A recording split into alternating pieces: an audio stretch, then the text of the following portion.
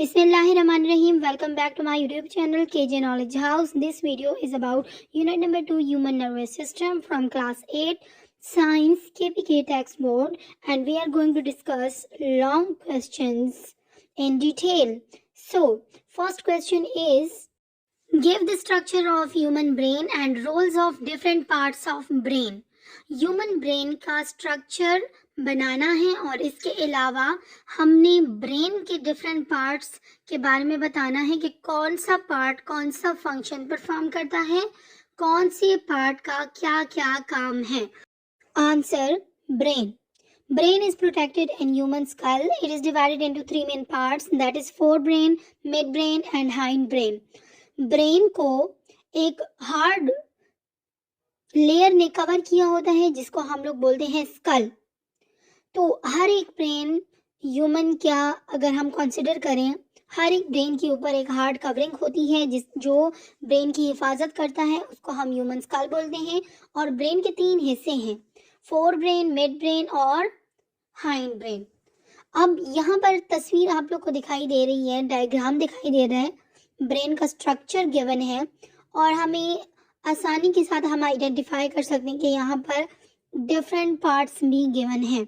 तो जैसे सेरेब्रम है, ये सबसे लार्जेस्ट पार्ट है, तो ये हमारे पास गिवन है. Hypothalamus, pituitary gland, pons, medulla oblongata, thalamus, corpus callosum, ventricles, ये सारे हमारे पास ब्रेन के डिफरेंट पार्ट्स हैं, सब पार्ट्स हैं जो कि पार्ट्स के अंदर मौजूद है. तो हम डिटेल में पढ़ेंगे कि फोर ब्रेन में कौन कौन से हिस्से इन्वॉल्व होते हैं, मिड ब्रेन में कौन कौन से पार्ट्स होते हैं, हाइंड ब्रेन में कौन कौन से पार्ट होते हैं.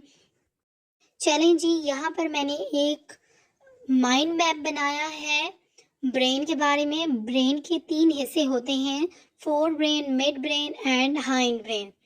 फोर ब्रेन जो है उसको अगर हम लोग नोटिस करें तो उसमें हमारे पास टोटल 3 पार्ट्स होते हैं, सेरेब्रम, थैलेमस, हाइपोथैलेमस.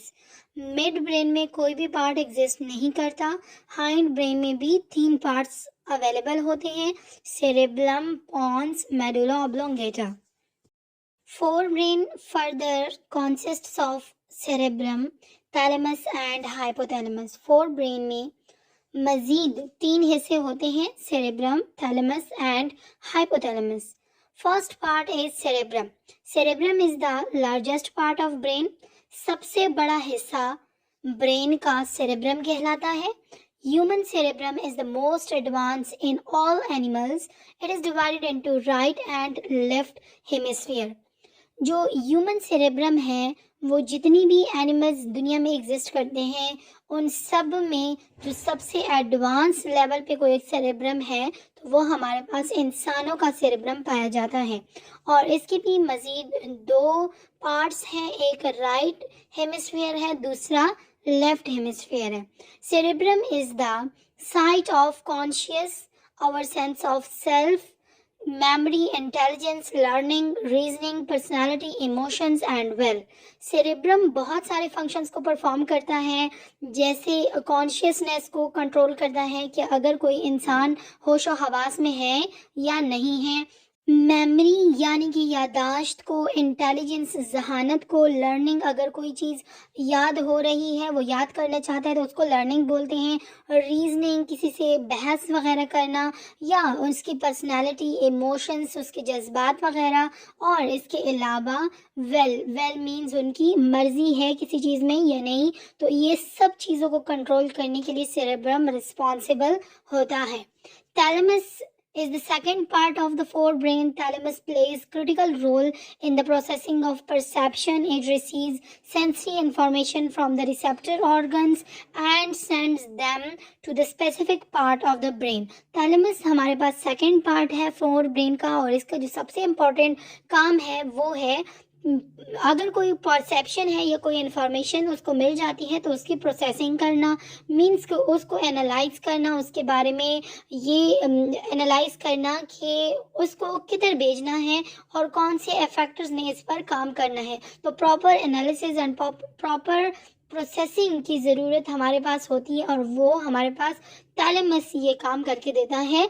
सो थैलेमस हमारे पास क्या करता है कि सेंसरी इंफॉर्मेशन रिसेप्टर से इसको मिल जाती है, और फिर थैलेमस का काम होता है कि ये इस इंफॉर्मेशन को सेरेब्रम की किसी भी स्पेसिफिक पार्ट में उसको सेंड कर दे।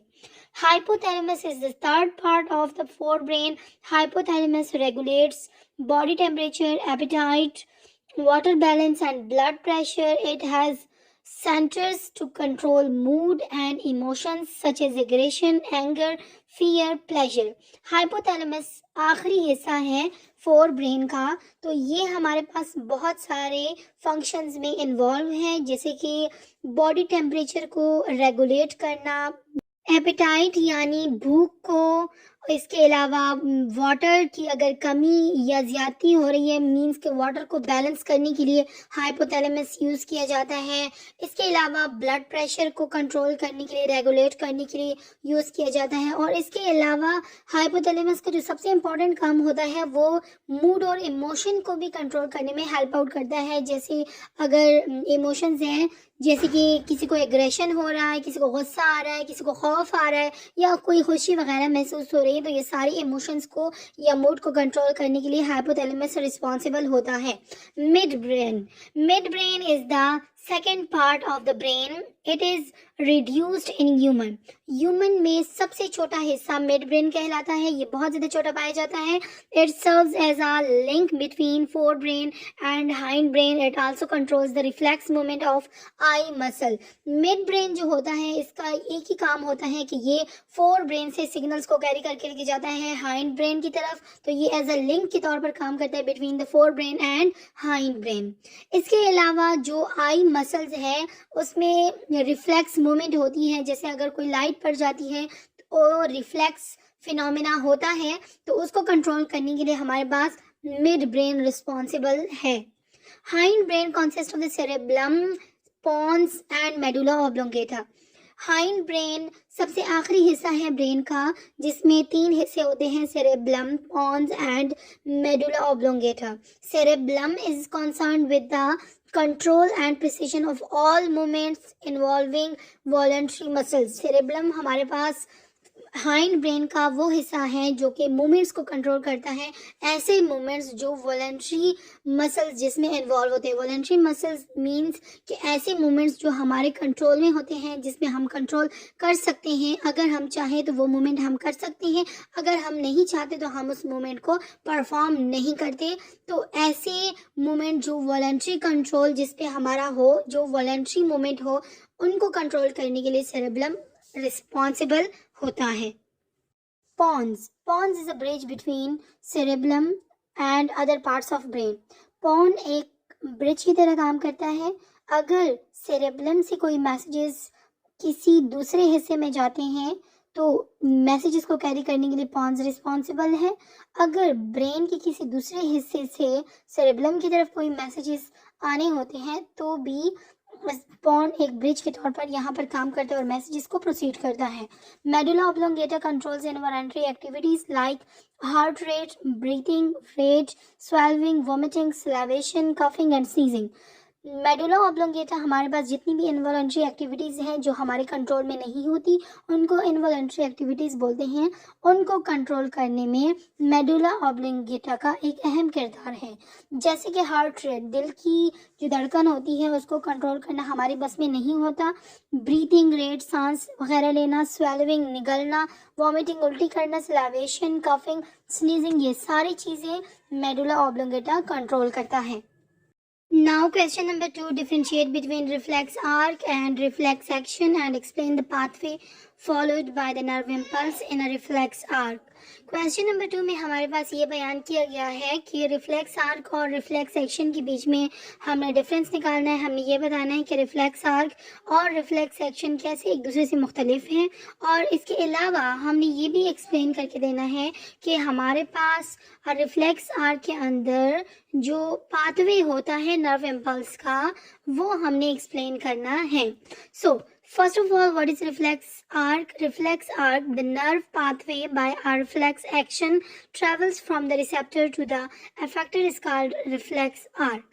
एक ऐसा पाथवे जो कि जिसमें रिफ्लेक्स एक्शन होता है और रिफ्लेक्स एक्शन होता है लेकिन उसमें मैसेजेस जो फिनोमिना जो होता है वो एक ऐसे पाथवे से होता है कि पहले रिसेप्टर से मैसेजेस जाते हैं इफेक्टर तक, फिर उसके बाद हमारे पास कोई रिस्पांस शो होता है, तो इसको हम लोग बोलते हैं रिफ्लेक्स आर्क.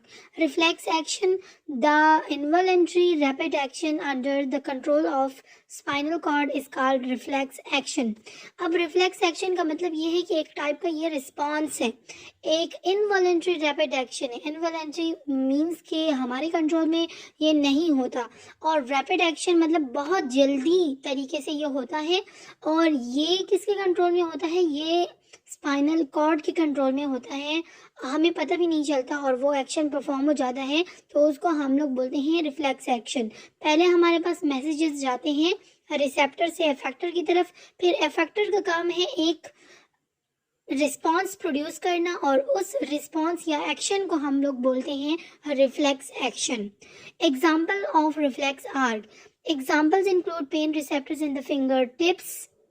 वैसे तो हमारे पास हर जगह पर पेन रिसेप्टर्स मौजूद होते हैं, लेकिन फिंगर्स की बात अगर की जाए तो हमारे पास नेल्स के नीचे जो जहाँ पर मीट वाला पोर्शन मौजूद होता है फिंगर में, तो वहाँ पर हमारे पास फिंगर्स पे पेन रिसेप्टर्स मौजूद होते हैं जो कि रिफ्लेक्स आर्क का काम बहुत जल्दी करते हैं.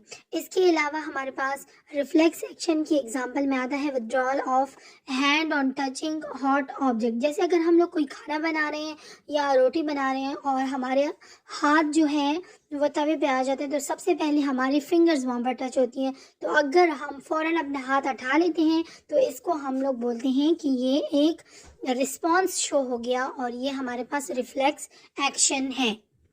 Reflex arc is a pathway on which nerve impulses travel from receptor to the effector. Reflex arc हमारे पास वो पाथवे है जिसमें नर्व इम्पल्सेस रिसेप्टर से इफेक्टर की तरफ ट्रैवल करके जाते हैं. The sequence of pathway of nerve impulse in reflex arc is as under.